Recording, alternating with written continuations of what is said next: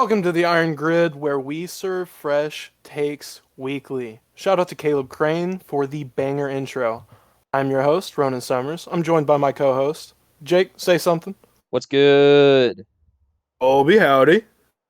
How are we doing today? Fantastic. Boys, let's get right into it. Week 5 is in the rear view. Let's go over a few of the games. Rams beat the Seahawks last Thursday night, 26-17. So let's take a look at some of their stats. Matthew Stafford put up 365 yards against that. I don't want to say Swiss cheese. I don't. But that Swiss cheese defense.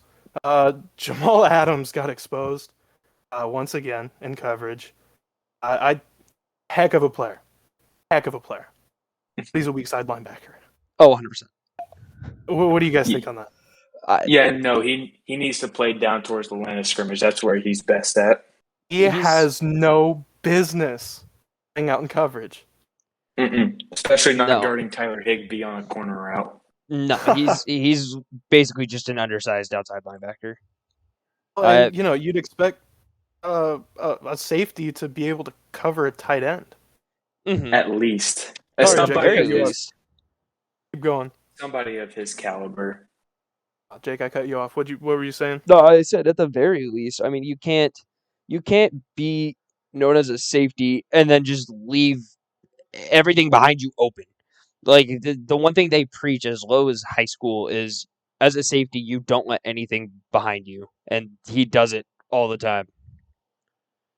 Yeah, he he has obviously some great strengths that help defensively, but it's not necessarily they need what they need when they have a guy like Bobby Wagner playing in front of them.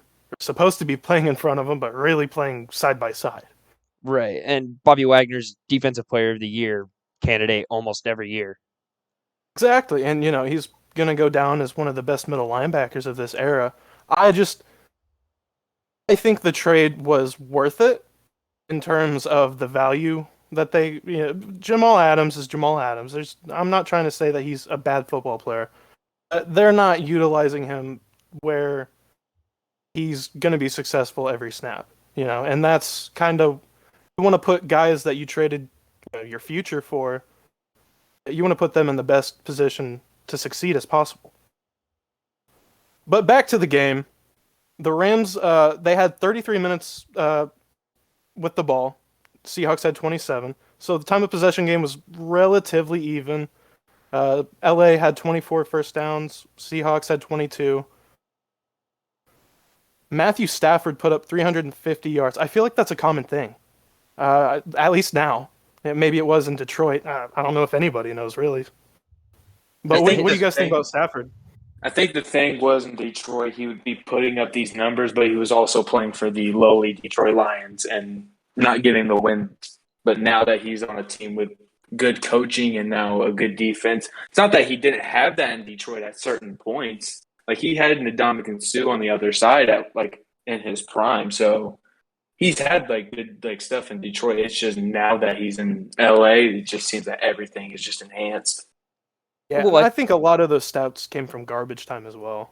Yeah, I think in LA he's got more weapons than he's ever had in Detroit, though. I mean, 100%. The two names you can think of off the bat in Matthew Stafford's time in Detroit was Megatron and Kenny Golladay, and both left while he was still there. So it's hard for Matthew Stafford in Detroit, but you give him the weapons and look what he can do. And I think everybody knew this is what Matthew Stafford could do. He just didn't have the weapons around him. Yeah, I'm with you 100%.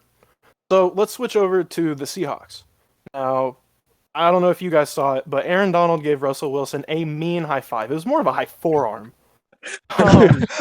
Geno Smith did look pretty good, though. I cannot lie. He didn't win the game, obviously, but he did have the ball in his hands to potentially, take him down the field and win the game. He put up 131 yards and a touchdown. He did throw a pick, which, you can't really fault him for that. I don't know if he was necessarily expecting to get geared up and ready to go halfway through the game. Russ, that's a tough loss. He was playing pretty good up until he got injured. It's Russell Wilson. He can turn the game on a dime. He can create a deep ball to DK, Tyler, whoever. That's going to be a really tough loss for that Seahawks offense and that Seahawks team who's been struggling. Yeah, What I do you mean, guys think? you can sit here and say that like it is a tough loss. Don't get me wrong, but I did read an article from the Score the other day, saying that Geno Smith's experience alone is gonna help hold the Seahawks together while Russell Wilson is gone, and I think that's true. I think Geno Smith has not been able to play nearly as much as he did in the past. Obviously, he's been a backup, and that's what happens whenever you start to get old and your play regresses. But I think it's a good time for him to come back in. It's like Mike Vick on the Steelers a few years ago. It's a good time for him to come in, hold the offense together until Russ is able to come back. Yeah, definitely. The two of them did spend their time away as a starter for very different reasons, though. We're going Yeah. to go ahead and switch over to the Eagles-Panthers game. The Eagles, uh, I was big on Jalen Hurts coming into this year. I think an offense based around him with a head coach that is, 100% Jalen, you're our guy, you're our leader. I was excited for him. And, he put together a nice game. He didn't have a touchdown. He had 198 yards, threw 22 for 37. Not necessarily the best game, but they got the win. Miles Sanders led the team in rushing with 11 attempts and 45 yards. He didn't have a touchdown either. Jalen Hurts, however, I said he didn't score a touchdown. He didn't throw for a touchdown. He did run for two though, and that was 12 of their 21 points. What do you think of that Eagles offense? I think Hertz has had a great year so far. It's hard to argue that. I mean, you can even look at fantasy points, and he's putting up more than a lot of top quarterbacks almost every week, depending on the league you're in. So it's hard to argue how great he's been to start the year. I think him being there has helped get the Eagles' offense going a little bit more. So I think in the end, it was a great draft pick by the Eagles, and we're going to start seeing that a lot more as this season goes on. No, definitely. With them building around Jalen Hurts, he's not had a bad, like what you said, he's not having a bad season at all. Other than the one where he ran into a buzzsaw in Dallas. If you don't count that game, he's had a really good year. And I think this would be a statement win for the Eagles, beating a really good team in the Panthers, who's only going to get better as they get healthier with Gilmore and CMC coming back later. But yeah, I think Jalen Hurts is the future for fans. They should be happy that he is under center and not Carson Wentz anymore. 100%. Just to throw these stats your guys' way, Hurts has 1,167 passing yards this season with 7 passing touchdowns and 2 picks. So he didn't have a great game against the Panthers, but he threw for one of his 2 picks in a game that was against one of the top defenses in the league. The Panthers were without Horn. He's still injured, if I'm not mistaken. He's supposed to be injured through into December, if I'm not mistaken. Yeesh. Yeah. That's why they got C.J. Henderson and Stephon Gilmore. Whenever Gilmore comes back, that'll be nuts. That defense has the potential to be top 5 in the league, maybe top 3 if they can all stay healthy. 100%. So the Panthers, they traded for the quarterback over the offseason, Sam Darnold. He had a touchdown and 3 picks in Sunday's game. Not necessarily the type of performance that you expect from a quarterback that you just made a pretty big deal for. Sam's played pretty well this year, all things considered, but that performance was the Sam Darnold we all know, and I won't say love because we don't love that unless you're in that division. Yeah, unless you're in that division, or I guess an Eagles fan. Chuba Hubbard stepped up, 24 attempts for 101 yards. just getting over that 100-yard mark. He averaged 4.2 a carry. He looks like I liked him coming out of college. I thought he was a really great college back. I think he can fit in nice, kind of like that Mike Davis role from last year. Hopefully, yeah, obviously, we want to see CMC healthy, but I don't know how much you can bank on that. He doesn't necessarily have injury history if you exclude last year and this year, but it's starting to look like that might be a trend. Hopefully not, but what's your guys' take on that? Colby, I I'll let like you. what I like what Carolina's done back in their backfield, having a nice little 1-2 punch. But the team obviously, I mean, Sam Darnold is going to look like his days back with the Jets whenever you don't have CMC in the backfield. I mean, he also does have the DJ Moore is having a phenomenal year, so I can also see like where like you could like put that together where he should have been able to carry them over a Philadelphia Eagles defense that's not been as holding up to their standard that they would like to be on.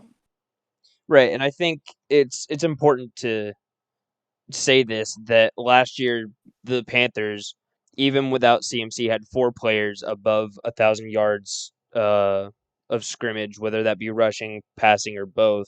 And that was DJ Moore, Robbie Anderson, Curtis Samuel, and Mike Davis. Now that now that they don't have Samuel or Davis, they have to find new people to fill those roles. And it looks like Hubbard will definitely be that fill in for Davis. So, and DJ Moore, like you said, Colby, is having a great year. I'm happy that he's having such a good year. He's a wide receiver I enjoy to watch, no matter who the quarterback is, because he's always going to get you those stats, and it's just not a lot of people are going to sit and see that. 100%. I have a question before we change topics about the Panthers. Where in the hell has Robbie Anderson been? Where's he been? He's been quiet. I can't.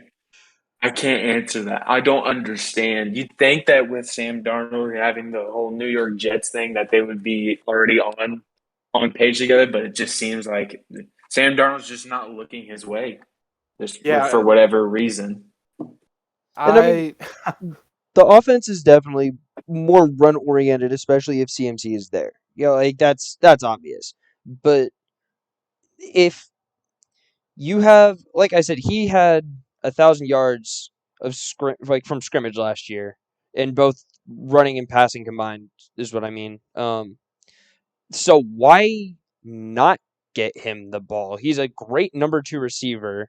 He'd be contending for a number one receiver on some teams in the league. Why not get him the ball, Sam? this year Robbie has 12 receptions for 179 yards and one touchdown. Insane stuff. I that really surprised me. I thought Robbie was going to be the number one in Carolina.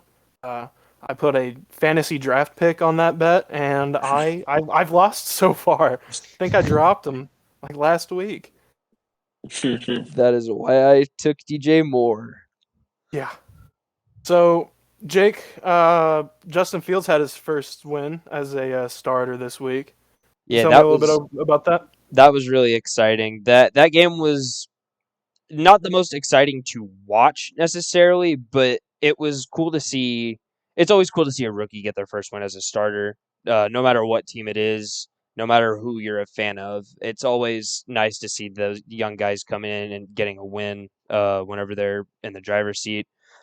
Fields was 12 for 20 in passing with 111 passing yards and a touchdown, but he also took 2 sacks. Sacks are going to come if you're the quarterback on the Bears. It doesn't matter who you are, you're going to get sacked a lot. Um, However, that one passing touchdown was to Jesper Horsted, our backup tight end, and that was his only reception of the game. So no big fantasy points for guys like Darnell Mooney or Allen Robinson, Cole Kmet, those guys. But it was still super fun to see him get his first passing touchdown, his first win as a starter. But yeah, it was, like I said, it was just fun to watch. The defense played really well. Had 3 sacks across the entire defense, including one from Khalil Mack, of course, one from Tashawn Tucker. Gibson. That was something I didn't expect to see. And then one from Travis Gibson, who is not one of the regular starters, but it's been nice to see him come into his own this season. The defense looked phenomenal, just as they have most of the season. That defense has been holding the Bears together for the most part. They are the reason they're 3-2, and the defense is fun to watch. And I'm a guy that loves watching a defensive team, so it's fun for me to watch teams like the Bears. Um, so it's amazing to see that defense start to come together finally, even with some of these injuries right now. 100%. How about that Raiders team? What happened to them, man? Well, Came out of the season hot out the gate, and then they kind of just sputtered out the past couple of weeks. I think Khalil Mack still has the Raiders' number. After that trade, Khalil Mack still has their number. Carter threw an interception and was sacked 3 times, as I said. Still threw for 206 yards and completed 22 passes, so it wasn't terrible.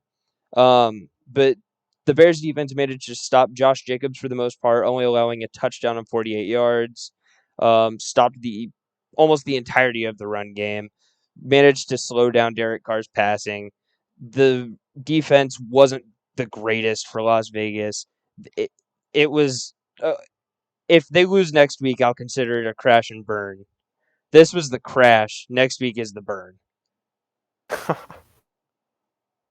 do the Raiders So, play next week? Good question. Let me look real quick. Actually, it looks like they play the Wait, Broncos. that's a little AFC West game. see Yes, that game could come down to their defenses. it'll 100%. it'll definitely come down to the defenses. I think if Denver's defense is similar to how the Bears defense was in this game, Derek Carr will struggle again. But Derek Carr did go down injured at one point in the game, and they brought in Nathan Peterman of all people. Oh, Nathan. um, Even with Mariota still sitting on the bench, I'm pretty sure. Uh, Oh. so I'm a Mariota. Oh no, Mariota's on the IR. Right. That's why they brought in Peterman. Yeah, that'll explain it. I That, don't know if that does it. Peterman is necessarily the guy you want to plug in No. QB2. But Colby, how about your Steelers? How'd they look Oh, last week? alrighty. So Pittsburgh Steelers ended up edging out the Denver Broncos on 27-19. The main thing to come away from this game is the offensive line and Najee Harris finally got it going together. Najee had let's see, he had 25 touches, so he had 23 carries, 2 catches for a total of 144 yards and a touchdown, with 122 of those yards coming on the ground. And Big Ben, he played on stat sheet. It looks like he played okay with going 15 for 20, throwing 244 yards and 2 touchdowns. But he threw some mallards that could have been intercepted by Alexander Johnson that he just coldly dropped. So I think if Alexander Johnson does pick those balls off, it's a completely different ball game. But you win some, you lose some. Denver lost that one. Teddy Bridgewater, he went 24 for 38, for 268 yards, 2 touchdowns, and a pick. Javonte Williams ended up getting 8 carries, 61 yards. He had a massive 49-yard run in the middle of the second quarter. I don't know why they didn't. They just stopped giving him the ball. I mean, they were down by double digits. So, I mean, at that point, you just got to abandon the run. Cortland Yeah, you Sutton got aired out. Cortland Sutton had 7 catches, 120 yards for a touchdown. He had a really nice outing. Reliable Tim Patrick had 7 catches, 89 yards on 9 targets. And for the Pittsburgh side, Chase Claypool had a monster game for 5 catches, 130 yards, and a touchdown. Finally getting his first 100-yard game. So it's a lot of firsts on Pittsburgh side. It looks like the offense finally gotten underneath themselves. I expect one huge loss from this game is Juju losing him for the rest of the season. It's obviously not a good thing, but I'm optimistic giving James Washington the reps that he has now been wanting, and now he's going to get them. Yeah, and you guys definitely have the depth at the position. If you were to lose a starter, that would definitely be probably the position that you go with. Or not go with, but the one that you can bite the bullet on, I guess. I'd say you can bite one bullet on it. I mean, I don't know Pittsburgh's wide receiver depth all that well, but getting Washington more catches or more targets is definitely not the worst thing you can have right now. I mean, the worst part about it is Juju, like for Matt Canada's offense, he does a lot of the pre-snap motions that Kansas City runs, that LA runs. Matt Canada does that, but Juju's normally the person that'll go across the line of scrimmage.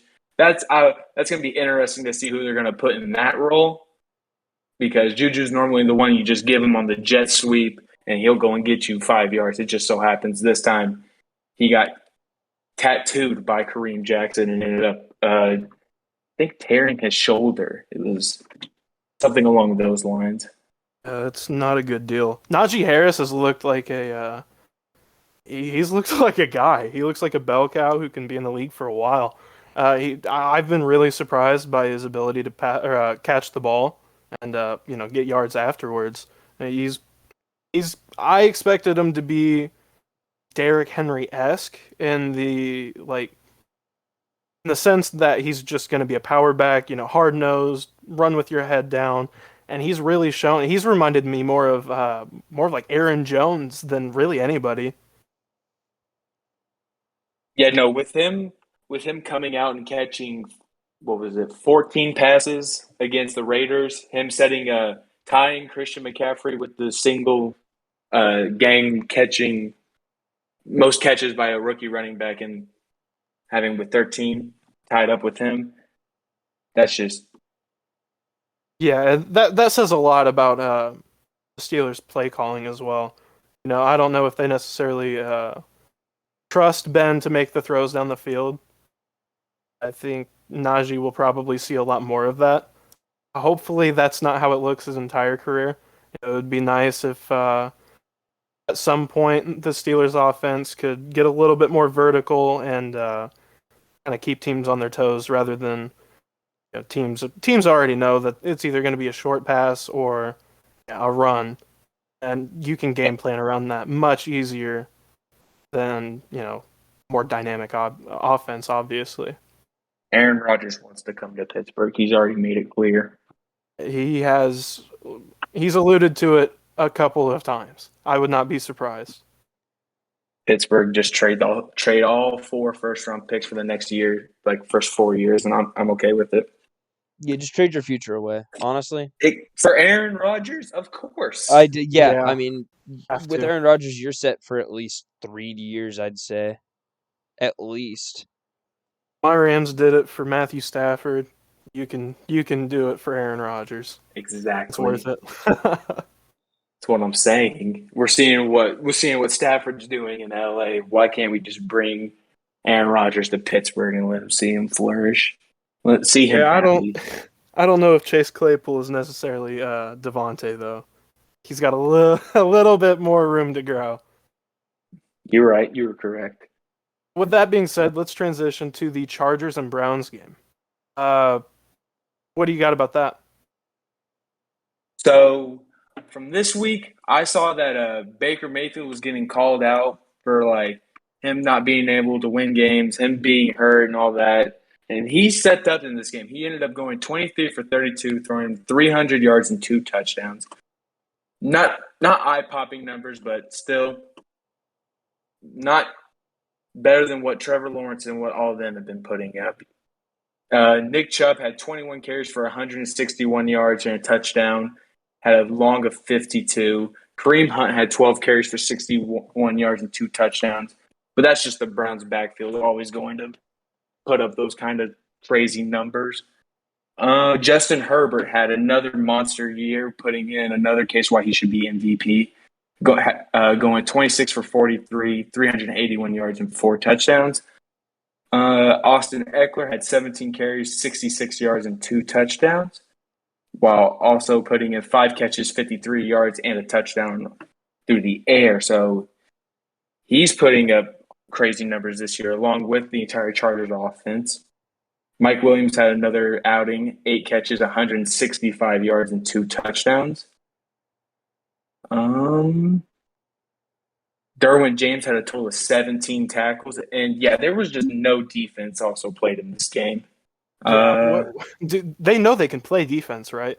At one point, okay, I was playing Herbert and Eckler this week in fantasy. I was, I was hanging in there, and then the Browns defense grabs Austin Eckler and throws him into the end zone. Thanks, guys. I don't know. I think they were playing more of that offensive line role of just push him into the end zone rather than playing the defensive role of, tackle the guy like you're supposed to do. I mean, I understand it from the sense that they needed the ball back, and LA was probably just going to drain the clock and win the game. And I understand that. Yeah. Come on, guys. Come on. So let's transition over to the Bills and Chiefs game. Yeah, this game was one that people talked about for the next 24 hours up until Lamar Jackson happened, but we'll get back to that. I mean, what else can I say other than Patrick Mahomes had a fall from grace? That's what this game was. There was a question posted on Twitter the other day, and I sadly don't have the tweet on me, that said, are you more impressed by the Colts win or by the Chiefs loss? And I said, I'm more impressed, or I'm focused more on the Chiefs loss because Patrick Mahomes was sacked twice and threw 2 interceptions. He still threw 2 touchdowns and completed 33 of 54 pass attempts and threw for 272 yards. He was also the leading rusher on the team with 61 yards. That run game could not get going against Buffalo's defense. And then Mecole Hardman was the leading receiver with 76 yards. Tyreek still had a touchdown. That's going to happen. But their defense was just not there. And I know we've talked about this outside of recording. The Chiefs' defense at this point, it's not completely unheard of to bet against them at this point in the season. No, absolutely not. And there was a stat on a per-play basis. The most prolific offense in NFL history was the 2000 Rams. They averaged 7 yards a play. The Chiefs are allowing 7.1 yards per play. Every team that they're playing against looks like the greatest show on turf. You can't have that. You don't win championships like that. You win championships with those numbers on. You lose almost every game with that kind of performance on the defense. They're just getting their asses saved by Patrick Mahomes. They could make rookie and second-year quarterbacks playing right now look like they're playing for the greatest show on turf. Like, that's how bad it is over there. And this is a team that went to the Super Bowl last year, by the way, and won the Super Bowl 2 years ago. And the defense looks to have gotten better on paper over the last 2 years, and it fell off. It's a fall from hasn't grace for the translated to Chiefs. on the field. And It Josh, seems. go ahead. Go ahead. Keep going. No, keep going. You got it. It seems like with the Chiefs that with how prolific that offense is, they've been putting everything aside. Like, oh, we'll worry about the defense later, and then now it's starting to catch up with them. Like Frank Clark's is not dependable snap like on every single snap. Chris Jones was out of the Buffalo game. It's just the key pieces that they do have on their defense is whenever they're not playing, this is what's going to happen, and it's just going to keep getting worse throughout the season. Right, and it's almost like the Chiefs' plan right now is just we'll outscore opponents. You can't outscore opponents if you can't get a stop. So your idea of being able to outscore opponents is different than what it needs to be. Yeah, that's draining for the offense too, you know? But if you're not going to be able to compete late in the game and you just can't make that comeback like you think you can, or you can't score on that last drive like Patrick Mahomes has done before, and you're just not able to outscore your opponents, you're going to start to lose confidence. And it's just not going to be good for the rest of the season. No, not at all. I actually have a side-by-side comparison of Josh Allen and Patrick Mahomes in their last 21 starts. I think you guys have already seen this. They're both 17-4 in their last 21 starts. Josh Allen has a 106.0 passer rating. Mahomes has a 106.9. So Mahomes has the edge in that category.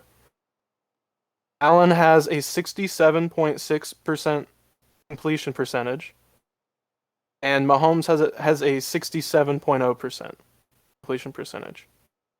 Allen's touchdown to interception ratio is 59-12. Mahomes's 58-13. So I'm not going to say that Josh Allen is better, but it's time to start putting a little bit of respect on his name. Everybody has been all hail Patrick Mahomes, and rightfully so. But we also need to recognize that Josh Allen is putting up similar numbers, and they knocked him off. Sunday. It might be the Bills' division to lose or conference to lose. I think so. I mean, you can sit here and say that Patrick Mahomes is probably the best quarterback in the league right now, and nobody's going to argue with you too much. But it's now, after this game, it's time to look at the other quarterbacks in the league, like Josh Allen, and say he can compete with Patrick Mahomes. He can compete with guys like Tom Brady and Aaron Rodgers. It's time to start putting some respect on some of these other guys' names other than just Patrick Mahomes. Speaking of teams who have picked on the Chiefs, let's talk about the Ravens a little bit. How about Lamar Jackson? 37 for 43. That's an 86% completion percentage. 442 passing yards, 4 touchdowns, no picks. He followed it up 62 yards on the ground on 14 attempts with a longest rush of 13 yards. He put some points on the board late. They had 9 points going into the fourth quarter. In the fourth quarter alone, 16 points. Took it to overtime and got the win. What's your guys' thoughts? Yeah, the running back out of Louisville is finally, putting up some quarterback numbers. I'm kidding. I'm kidding. He really did look like the MVP form that we saw 2 years ago. And I'm happy to see that. Lamar is such an exciting player. He's good for the NFL in multiple ways, other than just being exciting to watch. Um, and he's showing it once again in games like this, where he can make that comeback. He can keep competing with these other teams. He just needs that playoff win to show that he can do it come January. And we're only in week 6. But I think this might be the time where he can put something together in January, maybe. Maybe. I'm hopeful. I mean, hey, better late than never, right? It took some guys till their 10th, 11th season to finally get a ring. So Yeah. Carson Wentz, he didn't have a bad game. 25 for 35, 402 yards, 2 touchdowns, no picks. Uh, he's been dealing with the ankle sprain. I think he's down to just one now. uh, the rushing game, Jonathan Taylor had 53 yards, Marlon Mack had 47, Naheem Hines had 18. So they utilized all 3 of their backs. Marlon Mack averaged 9.4 yards per carry. 5 rushes, 47 yards. That Colts offense, they haven't necessarily figured it out just yet. Uh, Michael Pittman, I don't know if you guys saw that, but he absolutely mossed Buddy, oh, and then I ended up in the end zone. it was all over Twitter. I don't know who hasn't saw that highlight. Yeah, that's the Michael Pittman that the Colts were hoping for, and hopefully we can see more of that moving forward. Yeah, no, if you're the Colts coming out of this game, yeah, you lost the game, but you can't. You had your best game from your quarterback that you traded for. Michael Pittman starting to look like the receiver that you drafted. It's just you got to be able to put this game away come the fourth quarter, and they just lit off the gas at the wrong time. Yeah, and listen, I don't hate Carson Wentz by any means. I think he's still got a lot left in the tank if he can avoid the injuries. But is he going to be the guy to help Pittman get better and these other young guys get better in this offense? You traded for him. That's good. He's playing well so far. But going forward, what's got to be your mindset for the next few seasons? Yeah, that'll play a big part. I'm not sure what the answer is. I don't know if anybody does. I don't even know if the Colts organization even knows. Honestly, I feel like Carson Wentz. They knew what they were getting. Commentators have called him broken. I wouldn't necessarily say that, but he definitely had his flaws. Whenever the Colts traded for him, and they knew that. But Frank Reich and Wentz have a connection. Dating all the way back to Wentz's almost MVP season. I'm optimistic about that offense. Uh, I don't know if they're a playoff team, but moving forward, they can definitely get there. Yeah, I think Wentz is a temporary fix for a long-term issue, in my opinion. I mean, the Colts are still kind of reeling from Andrew Luck's retirement. It happened so suddenly; they weren't prepared for it, so they're still kind of dealing with that. And I think Wentz is just the temporary fix for right now. But they've got two young quarterbacks in their QB system right now, so who knows what's going to happen there in the next few years. Yeah, and Luck, he was one of those guys that guys like him only come around every so often. So it's tough to bounce back after losing a guy like that. Let's transition over to a segment called The Grill. Each of us have prepared 3 questions for one another. None of us know the questions we're about to get asked. And let's get growing. I'll go ahead and ask my questions first. Jake, these are for you. I'll go ahead and lead off with the first one. Oh Are the boy. Chargers going to win the AFC West?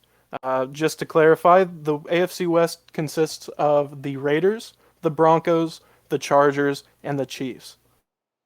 Um, After the performance from the Chiefs Sunday night, I don't think it's far-fetched to say such a thing. I think the Chargers offense has played such they've played very well in these first 5 weeks. I don't see many defenses stopping them right now. Mike Williams leads the league in touchdowns and receiving touchdowns with 6. So, He's not even their wide receiver one. right, yeah, he's wide receiver 2. And that's what's crazy. Herbert's putting up numbers that I personally expected him to put up these numbers this year. I thought after last season he's just gonna get better. It was like Patrick Mahomes. He had a great first season and then just got better.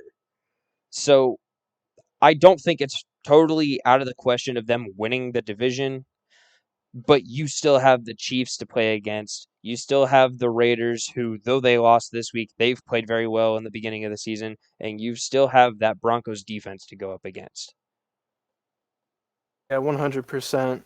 And coming off of that offensive rookie of the year last year, he had expectations coming into this year, and I think he's succeeded them. I think he's kind of gone past the expectations, and now he's creating his own new legacy. I'd agree with that. I think he's definitely played better than most. I wouldn't say most, but he's played better than a lot of people expected so far. Let's get into the second one. You're a head coach going into next week, right? Mhm. Just next week. Who are you taking at quarterback? Kirk Cousins or Matt Ryan? Mm, that's a tough one. So obviously, I'm not given like wide receivers or anything. I'm assuming like I'm just pick between the two. Yeah, I I still like Matty Ice.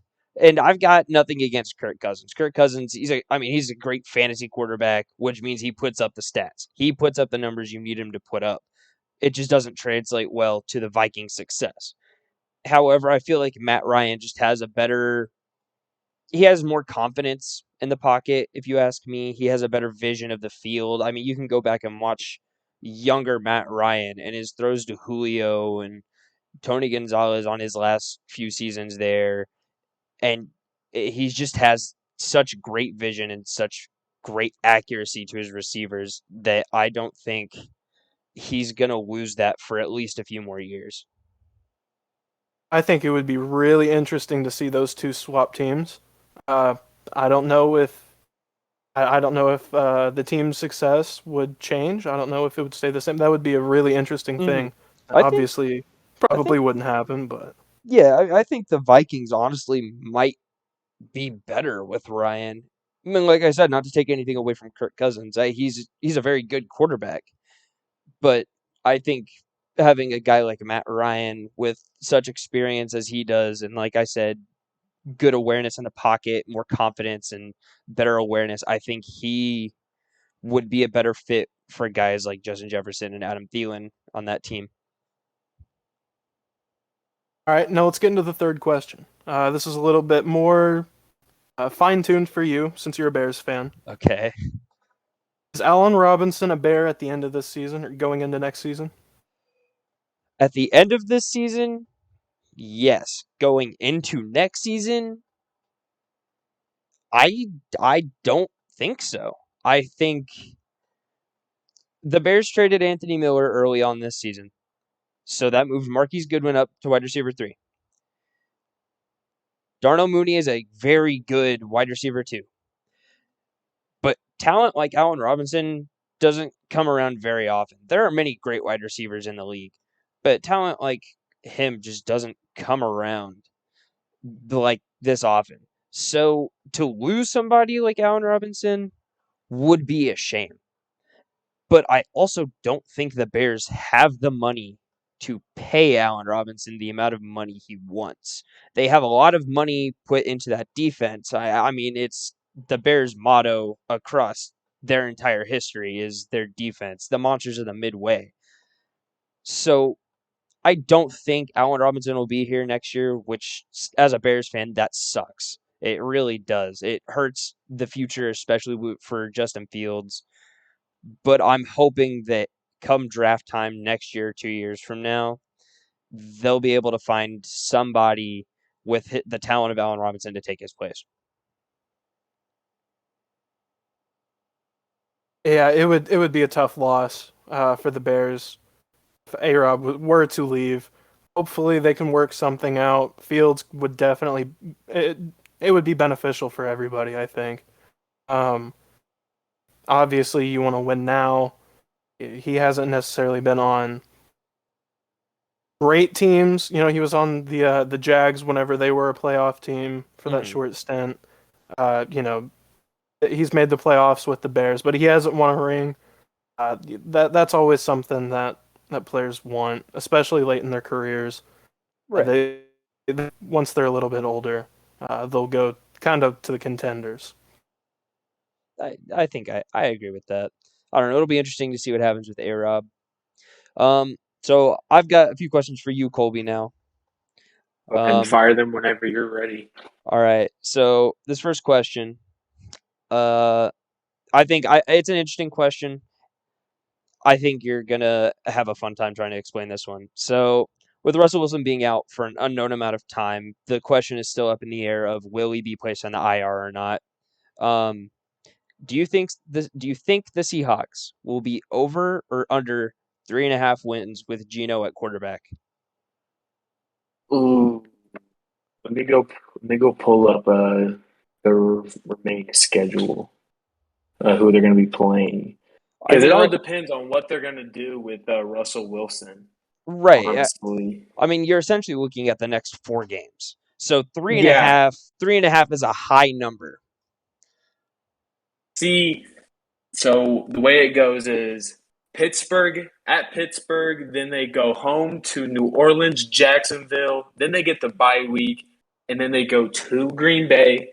And that's assuming, I mean, Russell Wilson did take a gnarly forearm to the hand. So He looked like he was trying to move his finger and he just couldn't.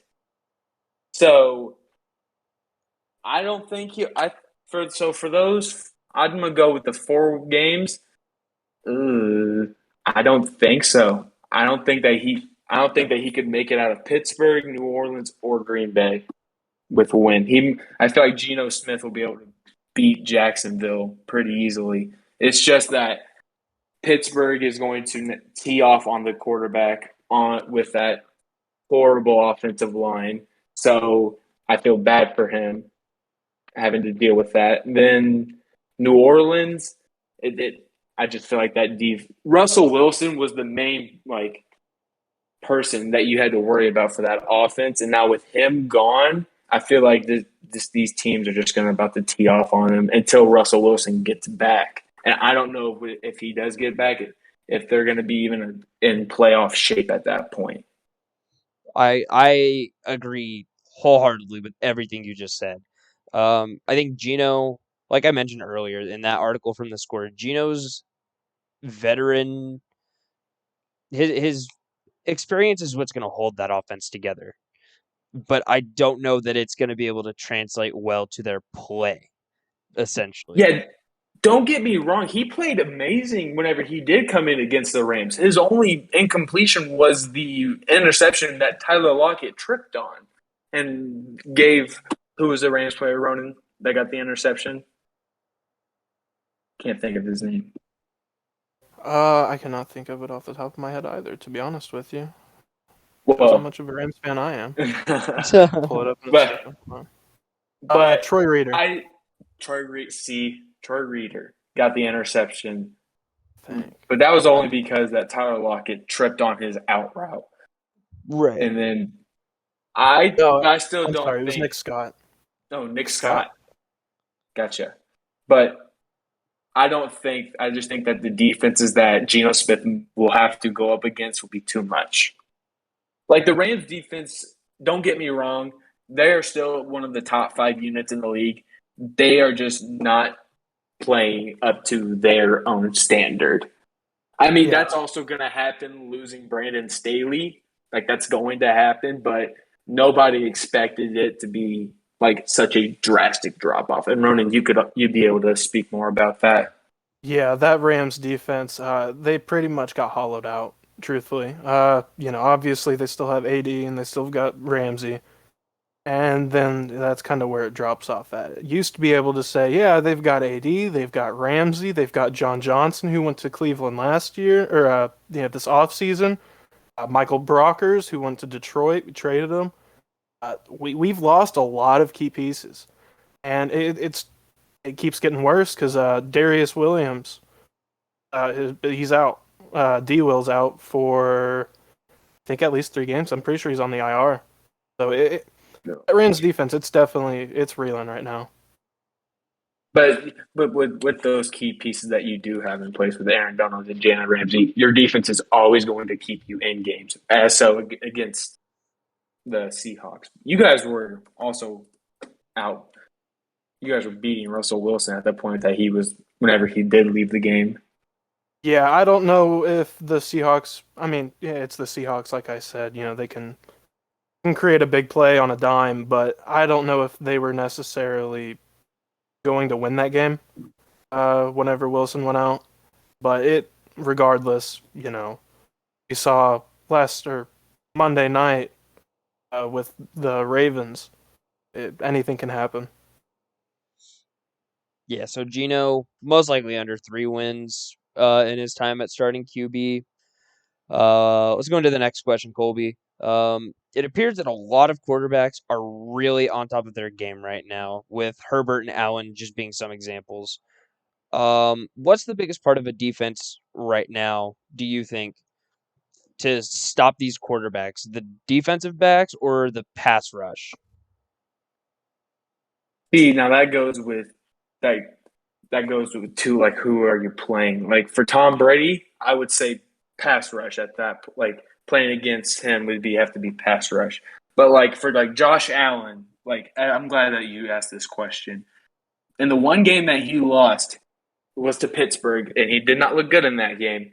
Pittsburgh blitzed Josh Allen only one time out of I think 68 plays, and ended up dropping about 8 to 7 people, always in coverage.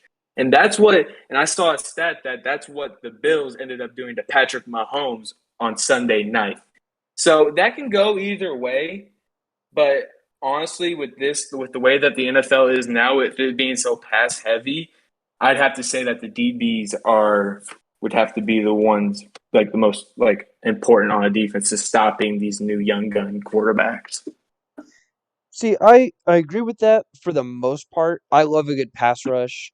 Um, Oh, I think like you said, like with guys like Tom Brady, if you can get to Tom Brady quick enough, you're gonna stop him all game. Um, and then you've got these scrambling quarterbacks where if you can get the rush in quick enough to collapse the pocket, I just they may not have the confidence or the awareness to get that ball off. So I think that conversation very well goes either way. But you explained your answer very well. We'll go into the last question here. I think this is a very fun question. So you've got a rookie quarterback getting their first start in a game. Which wide receiver would you like to have as part of your wide receiver core to put you in the best position to win? Cooper Kupp or Keenan Allen? yeah, that is a really good question.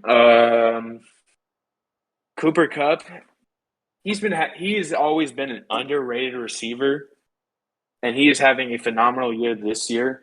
But just for the savviness of Keenan Allen, like his route running and all that, and having like Cooper Cup he's a phenomenal receiver from the X receiver to the slot receiver.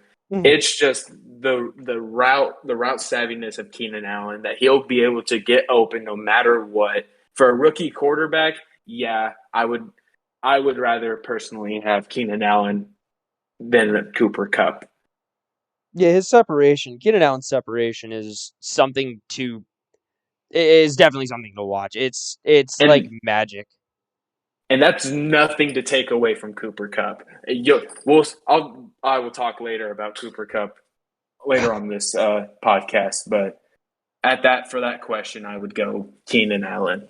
I like that answer. All righty, so Ronan, I got 3 questions for you. All right, hit me with them whenever you're ready.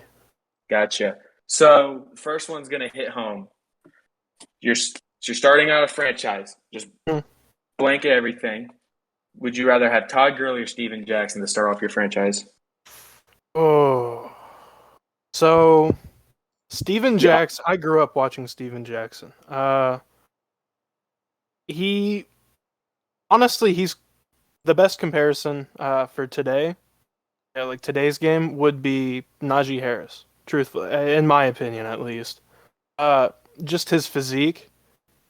He could run you over. But he could also run around you. And I don't know. It's a tough question. I knew you would have a tough time answering this one. I would have to go Todd, just because.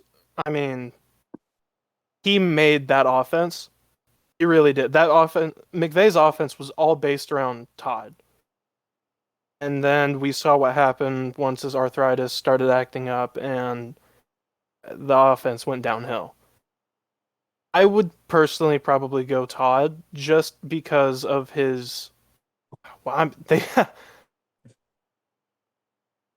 I'd go with Todd just because of his explosiveness, his ability to turn any play into a home run.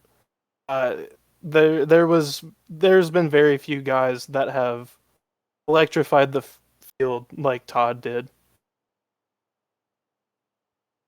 Gotcha. Yeah, no, I'd have to agree with that. Yeah, I'd have to put Gurley over Steven Jackson. Steven Jackson was still a great running back. But going on to the second question, it's about the Oakland Raiders. Are they still gonna? Do you think that they would be They're still a playoff team with losing John Gruden and losing to the Bears? You know, they're in a tough division. Um, with the Chiefs, the Chargers, and even the Broncos looked solid. But I mean, they've shown that they can take out those top teams. I'm not. I don't think that they're dead in the water. I think they still have a fighting chance. They're definitely going to have to rally around in the locker room after losing their head coach. Hopefully, with how Gruden left, hopefully the locker room comes together. And just kind of ensures that everybody's on the same page. But I don't think they're a playoff team, truthfully. Uh, they've got a hard division. They lost to the Bears, which was a game that they should have won. Going against a rookie quarterback, I would say probably not. It's very tough what they're going through, and it sucks for them because it finally looked like they were on the up and the come up, being what was it, 3-1 or whatever, and then Yeah. losing to the Bears and then losing John Gruden the same week is not a fun time to be a Raiders fan. And then I'm gonna ask you a fantasy question to be the final one. If you Okay. had the first overall pick, would you rather pick CMC or AK-41? You know, now is this This be like if I PPR. were This to be be drafting like at the beginning of this season, or if we're just like from today, like yeah. fantasy team right now? Let's say you're starting off a season. You'll be starting off your fantasy season. I don't I Who? don't think that Mara is necessarily a bad choice. I mean, obviously, he's proved that he can be that guy. I would go CMC though, just because of his consistency whenever he is on the field. I think it outweighs uh, the possibility that he could get injured. Uh, I'm really pulling for the fact that he's not injury prone and it's been kind of a fluke. But I'd go CMC. It's really not. It's a toss up at this point with CMC. Just these past 2 years, him being I quote unquote injury prone, but Right. it's just I would I would rather go AK-41 just because of how dependable he is out of those two. 100%. That's not a bad pick either. Exactly. Neither or were a bad pick. I just wanted to get your thoughts on it. So let's go ahead and transition into our first quarter awards. Obviously, we can't really do quarters anymore because there are no longer 16 games, but we're 5 games through the season. So we're gonna go ahead and give our first 5 game awards. I guess if you want to call it that. Jake, do you want to start? Yeah, I can start. Do we just want to do you want me to give all 5 of my awards or all 6, I guess? You can give all Uh, five and then yeah. hit on each five of them. Okay. So, I'll start. My MVP so far this season, Josh Allen. Now, Josh Allen is not top 5 if my research is correct. He's not top 5 in either of the 2 major categories. However, after this past Sunday's matchup and win over the Chiefs and his team winning right now, I think it's hard to argue against Josh Allen being MVP so far this season. Offensive Player of the Year, got to go with Derrick Henry, leading both major rushing categories right now with 640 rushing yards. That is 117 more than second place, Nick Chubb. And then he's got 7 rushing touchdowns, which is 2 more than a bunch of people tied for second place. So Derrick Henry, I expect him to go Offensive Player of the Year again this year. Defensive Player of the Year, I got to go with Trayvon Diggs. It's hard to argue it. He's got a pick in every game. He's got, I believe it's 10 pass deflections so far this year. The man is playing very well, having a great bounce back season, a great second season in the league, 18 total tackles and 6 interceptions, 100 yards, 1 touchdown on those interceptions. It's a no-brainer for me. Offensive Rookie of the Year, Jamar Chase. He is running away with that already for me. He's tied for second in receiving touchdowns with 5. Let me pull up the yards real quick. And he's got 456 yards with 23 receptions and only 1 dropped pass. He averages 19.8 yards.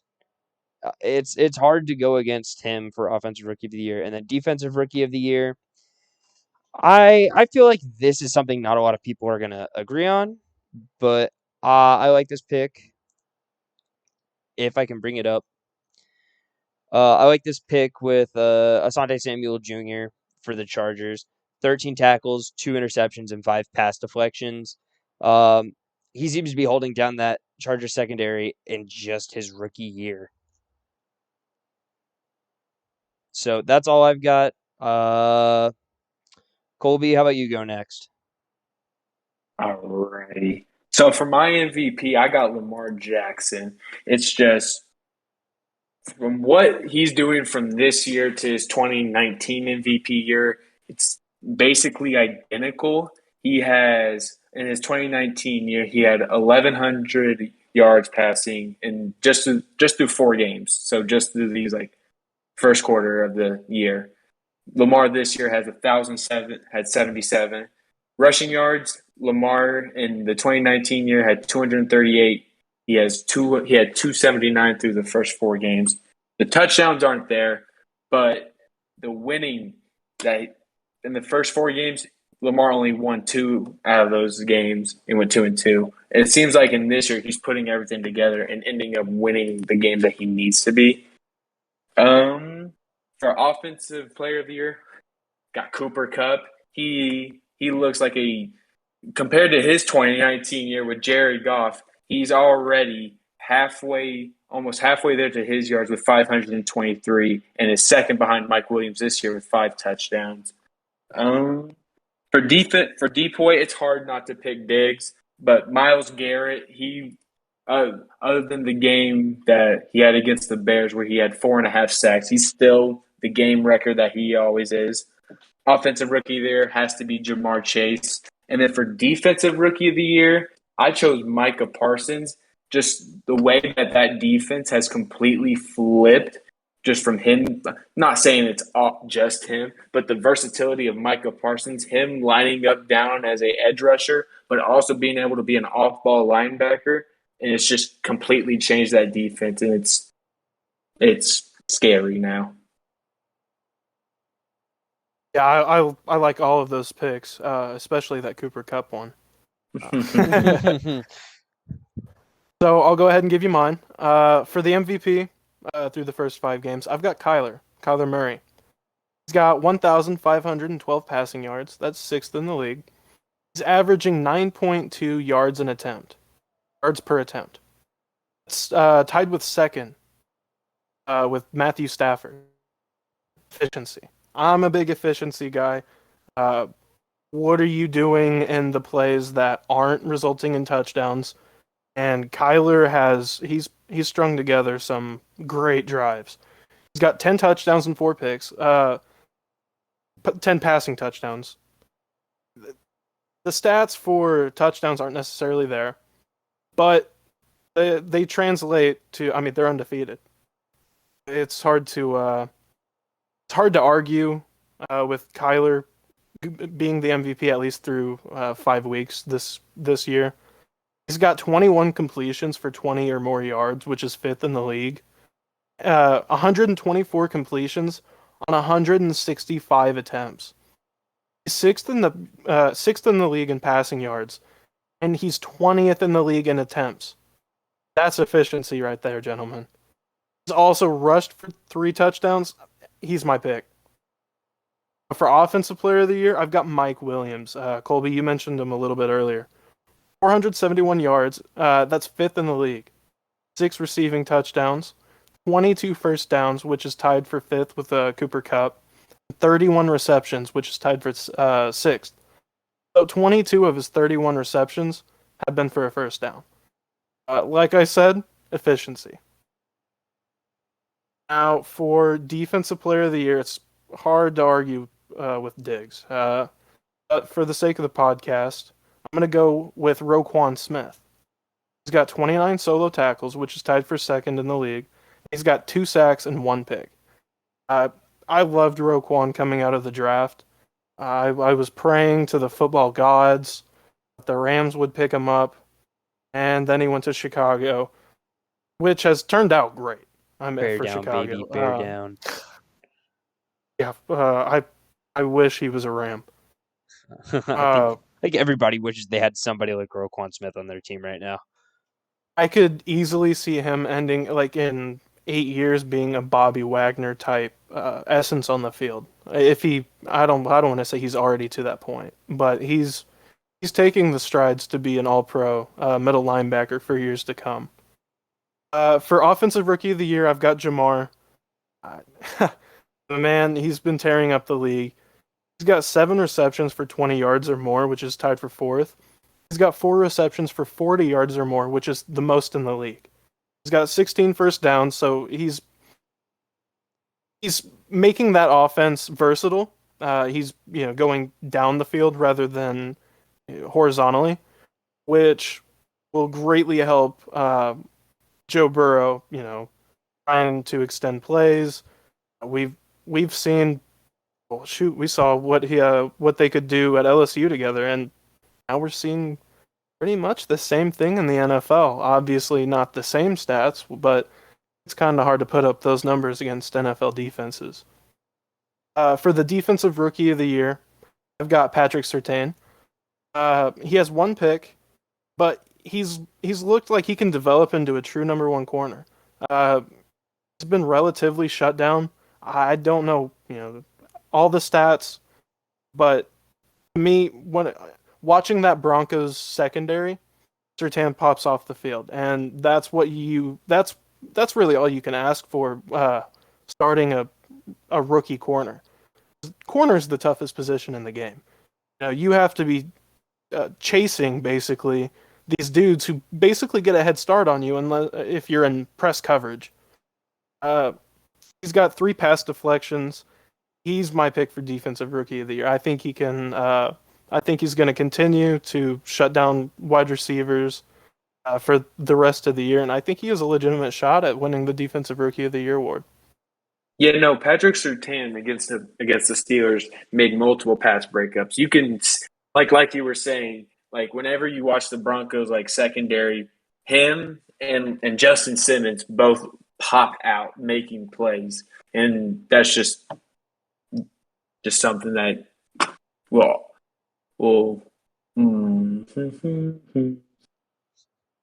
Take a second. yeah, write down that pause. Where were we at? What were we saying? You know what, Ron, just keep going. Act like we didn't. I never said anything. We'll just cut that entire thing out. So let's transition over to let's do some picks against the spread. We're going to cover the Tampa Bay Philadelphia game, the LA Chargers and Baltimore game, the Arizona and Cleveland game, and the Tennessee and Buffalo game. So let's go ahead and start out with the Tampa Bay Philadelphia game. Tampa Bay are 7-point favorites. Who do you guys have? I think it's hard to always go. I think it's hard to go against Brady and the Bucks. I like the Bucks with +7.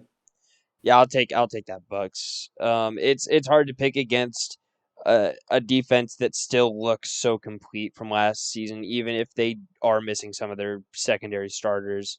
But that offense, it just clicks so well, and you can't ask for anything better from Tom Brady as your quarterback. Yeah, I'm right there with you. I have a hard time seeing Philadelphia keeping it within 7. I have a hard time seeing them keeping it within 10 if that defensive front for Tampa plays any sort of way they have against like Dallas. I mean, even against whenever they play the Rams, and they were still able to shut down a lot of stuff and make moving the ball pretty difficult. Let's transition over to the Chargers Baltimore game. Uh, Baltimore are 3-point favorites, so they are -3. The Chargers +3. What do you guys think? Give me that Chargers +3. I'm taking that Chargers +3 all day. Justin Herbert has looked so good so far this season. We've talked about it this entire episode. It's hard to pick against Justin Herbert right now, even after Lamar's performance Monday night. I am an avid Pittsburgh fan, but Lamar Jackson is going to beat the LA Chargers with.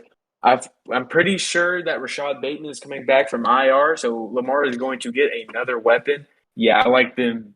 I like the Ravens -3. You know, I this to me is probably the toughest game to pick. I'm gonna have to go with who's home. We have that. It looks like Baltimore. Baltimore's Baltimore's home. home. Yeah, I'm taking Baltimore. Lamar's been on a hot streak. I think Baltimore can pull this one out at home. -3. Yeah, yeah, I'll take Baltimore -3. Hey, I'll step out on that limb all by myself any day for Justin Herbert. I'll do it. All right, so let's do the Cardinals Browns game. The Cardinals are +3, and the Browns are -3, which is a bit of a surprise. The Cardinals are undefeated, yet they are the underdog. What do you guys think about that? Well, I think it's fair to put them at the underdog with how well Cleveland's defense is put together. I mean, to me, the Cardinals, yeah, they're undefeated, but have they gone up against a front seven like this so far? I mean, I'm scared to even be on the same field as Myles Garrett. So I'm gonna go with the Cleveland -3, but I feel like I don't know. Kyler Murray is just gonna ball out regardless. I'm just hoping Baker is able to outperform. See, that's the thing. I don't know what kind of Baker you're going to get in this game. Either Right. if you, I mean, if you get the 300-yard, 2 touchdown, no interception, mistake-free Baker, then yeah, I would hammer this bet. But I think Arizona +3. I think they pull it out. Kyler Murray, I feel in his what is it? His third year now starting. If Yeah, I'm not mistaken, I think- yeah, third yeah. year starting.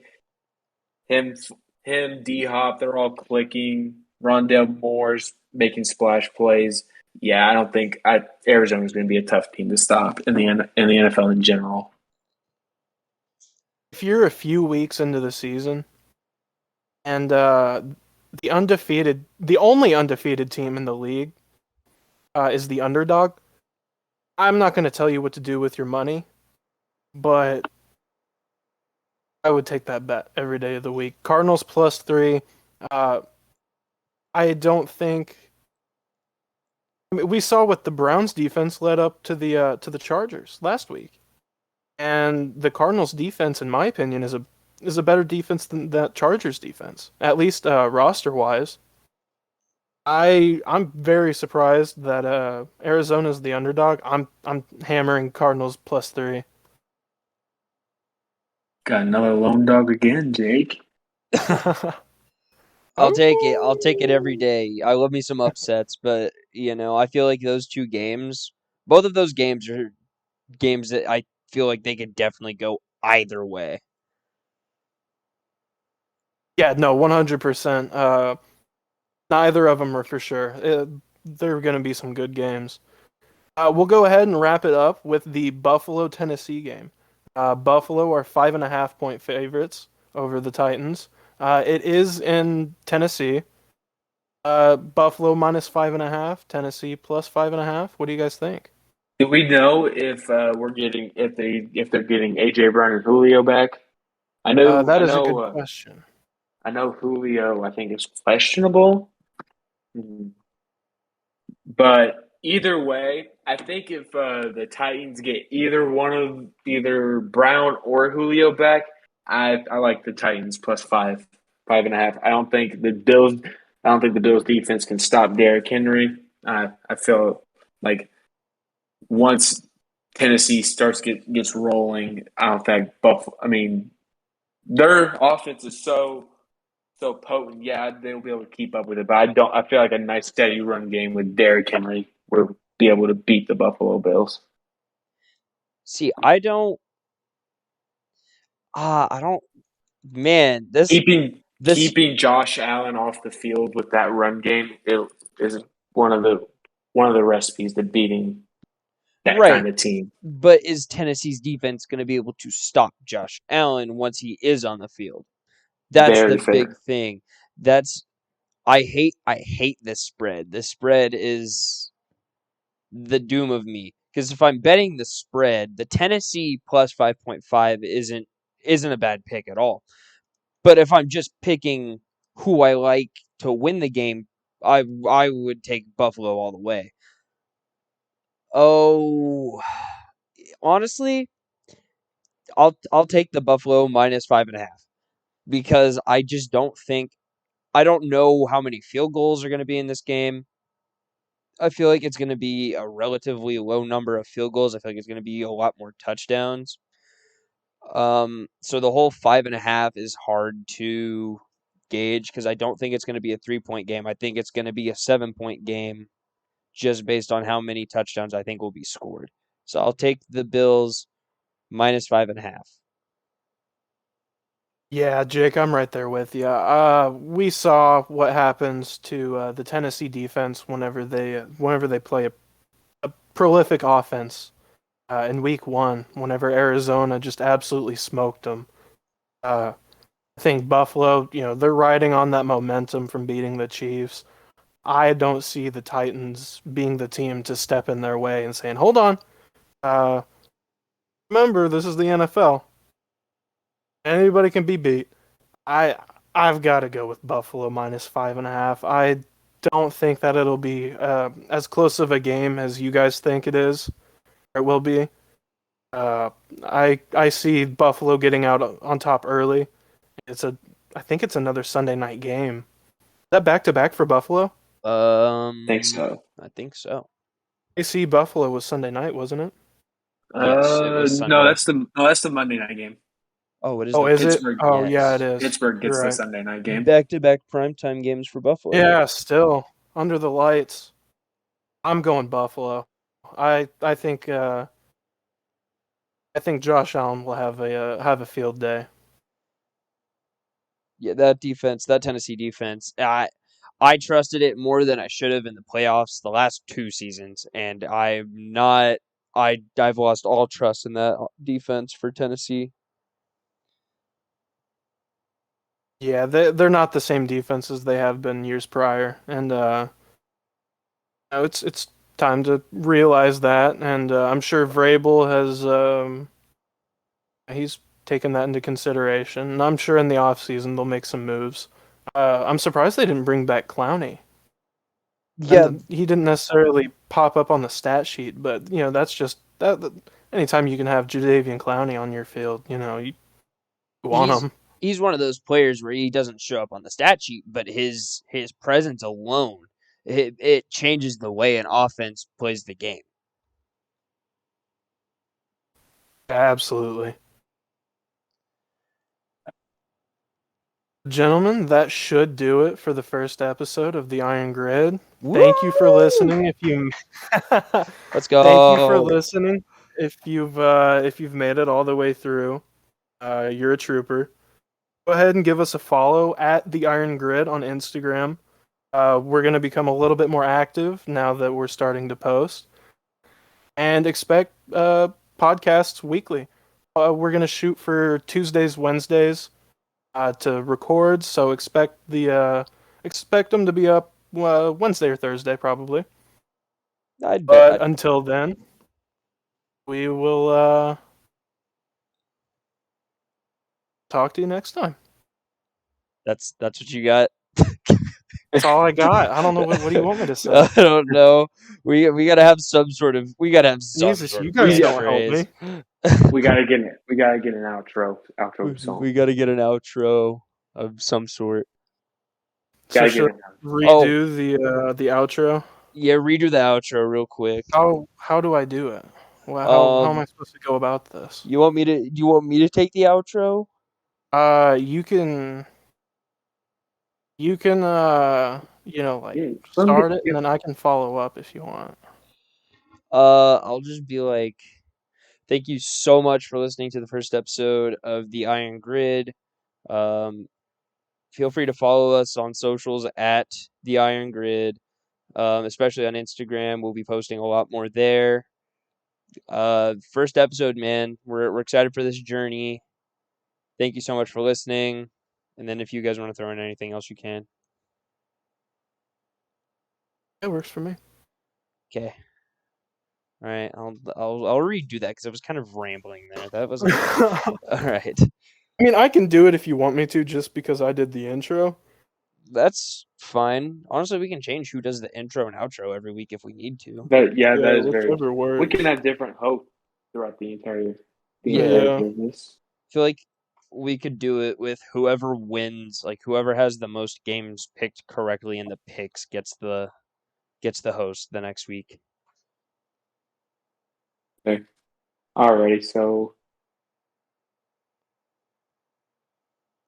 you want to go ahead and get it? You can go, Roden. Oh, okay. I thought that was all leading up to you doing it. Oh, you just take. You got it. You got it. Just flow. Keep going. Whatever comes out comes out. You know. I got it. I got it. I got Yeah, this. you got it. I'm You still got gonna it. do a little Got cheer. it. I'm still gonna do a little cheer and applause in the middle though.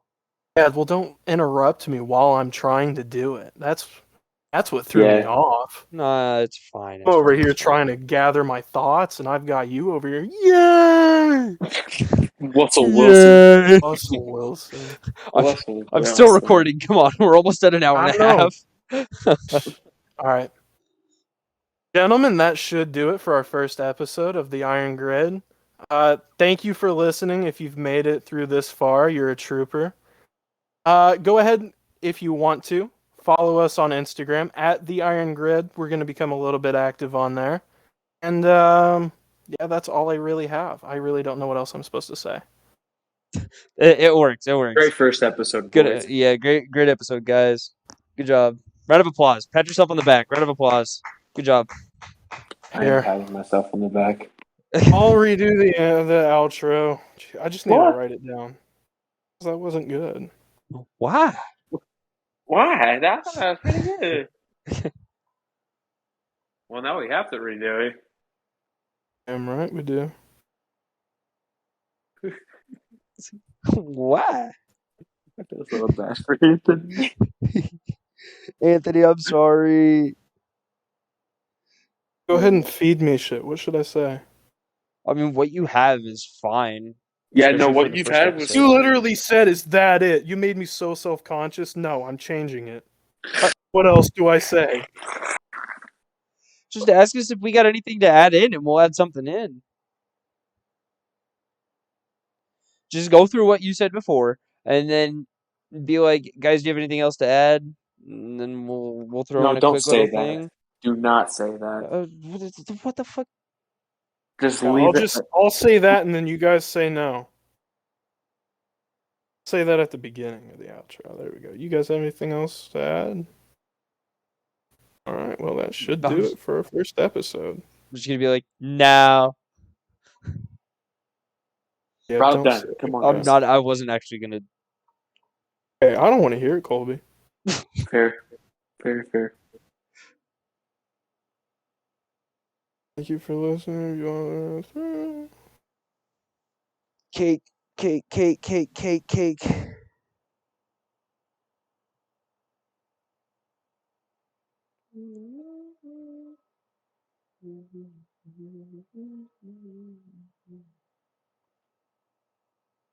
Alright.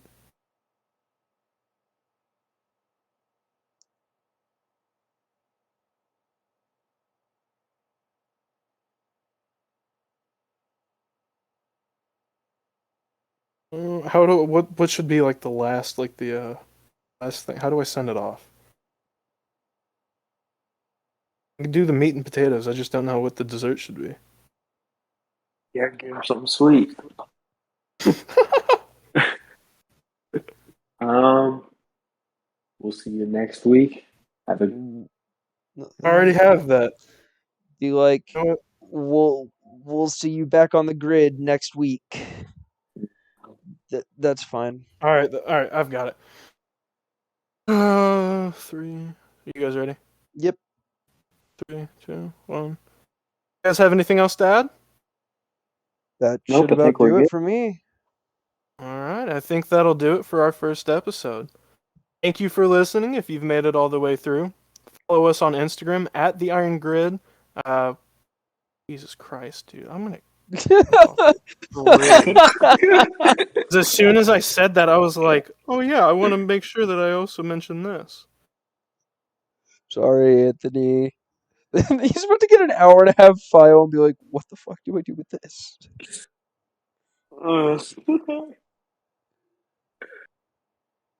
About to pay him to do this. Like, Man, hey, just kidding. I'm not You giving guys you any are- ideas. I'm not giving you any ideas. Don't worry. No. fully able to opt out. It was kidding. It was a joke.